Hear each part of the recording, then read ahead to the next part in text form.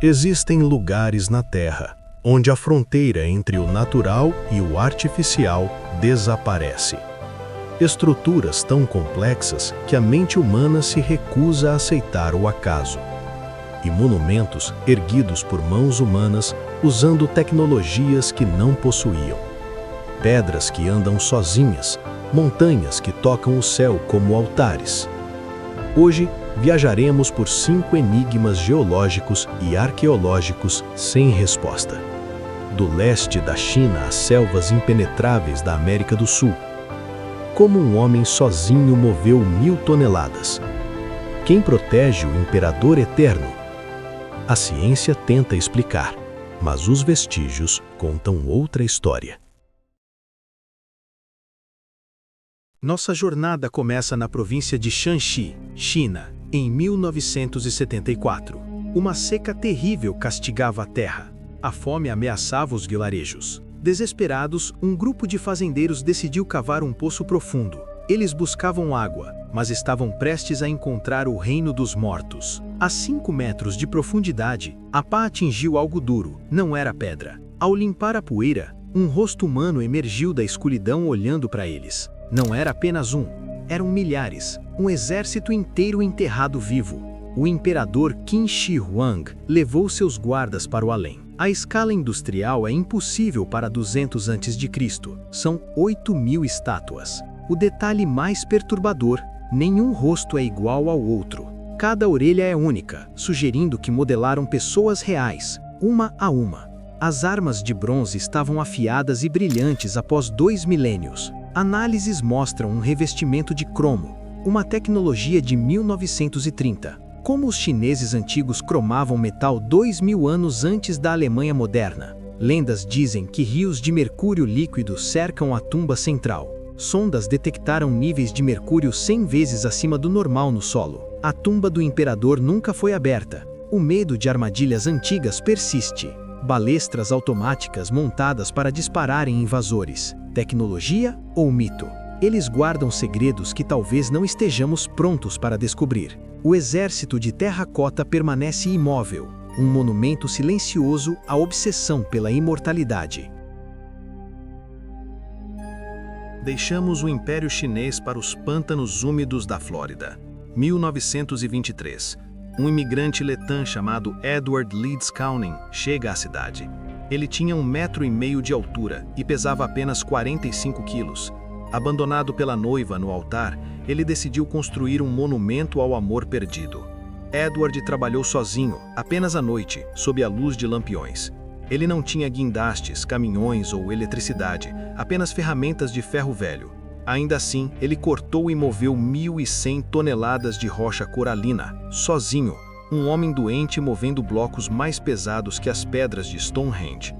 A engenharia é perfeita, o portão giratório de 9 toneladas é prova. Ele era tão bem equilibrado que uma criança podia abri-lo com um dedo. Quando o portão travou décadas depois, precisaram de um guindaste de 50 toneladas para consertar. Descobriram que Ed usou o eixo de um Ford antigo como rolamento central. As pedras não usam argamassa, elas se encaixam com precisão milimétrica. Como ele ergueu obeliscos de 30 toneladas usando tripés de madeira podre? Crianças que o espionavam disseram que viram as pedras flutuando no ar, como balões de hidrogênio. Ed apenas as guiava com as mãos. Ed afirmou: descobri os segredos de como as pirâmides foram construídas. Ele deixou escritos sobre magnetismo e correntes cósmicas, mas nenhum manual. Será que ele dominou a antigravidade sônica ou magnetismo reverso? Edward morreu em 1951, levando o segredo para o túmulo. O castelo de coral permanece de pé, um quebra-cabeça de pedra que ninguém resolveu. Deixamos a umidade da Flórida para o inferno árido da Califórnia, o Vale da Morte, um dos lugares mais quentes e hostis da Terra. No leito seco de Racetrack Playa, o silêncio é absoluto, mas o chão conta uma história de movimento impossível. Pedras de 300 quilos se movem sozinhas no deserto. Elas deixam rastros de centenas de metros, com curvas perfeitas e ângulos retos. Por décadas, ninguém jamais viu uma delas se mover. era um evento fantasma, sem pegadas de animais ou humanos por perto, apenas a pedra e o rastro. Em 2014, cientistas equiparam as rochas com GPS para caçar o segredo. Descobriram que, em noites raras de chuva, uma camada fina de gelo se forma. Quando o sol nasce, o gelo quebra em placas flutuantes, empurrando as pedras. Com o vento leve, blocos gigantes deslizam como discos de hóquei na lama. Mas essa explicação não convence a todos. Existem anomalias nos dados. Algumas pedras se movem contra a direção do vento predominante. E por que algumas pedras vizinhas permanecem imóveis enquanto outras viajam? Os Timbisha Shoshone dizem que espíritos do deserto empurram as rochas, ou seria magnetismo terrestre agindo em minerais específicos? Mesmo com a ciência, ver uma pedra andar deixa uma sensação primitiva de medo. A natureza tem suas próprias regras e às vezes ela gosta de brincar com a nossa lógica. As pedras móveis continuam sua marcha lenta e solitária pela eternidade. Do calor do Vale da Morte para a costa gelada da Irlanda do Norte. Condado de Antrim, onde o mar bate em uma escadaria feita para titãs. 40.000 colunas de basalto negro se erguem da água. Não são pedras aleatórias, são prismas hexagonais matematicamente perfeitos. Parece uma estrada pavimentada à mão por uma engenharia colossal. Daí o nome que atravessou os séculos, a Calçada dos Gigantes. Tão simétrica que até o século XVIII duvidavam que fosse natural. Algumas colunas têm 12 metros de altura, empilhadas como blocos de brinquedo. A ciência diz que foi lava vulcânica, há 60 milhões de anos. Ao resfriar rapidamente, a rocha contraiu e fraturou sob tensão extrema. É o mesmo princípio da lama seca sob o sol, mas em escala geológica. Mas por que hexágonos? A natureza raramente faz linhas retas. Matematicamente, o hexágono é a forma mais eficiente de preencher espaços sem falhas. A perfeição é tão grande que desafia a entropia do caos natural. Os locais rejeitam a geologia. Eles contam a lenda de Finn McCool, um gigante guerreiro que construiu a ponte para lutar na Escócia. Ele queria alcançar seu rival, Benandonair, do outro lado do mar. O detalhe é assustador, a calçada realmente reaparece na Escócia. Na gruta de Fingal, a mesma formação geométrica emerge da escuridão. A lenda e a geologia concordam em um ponto. Elas estão conectadas. Uma estrada quebrada que une dois países sob as ondas frias.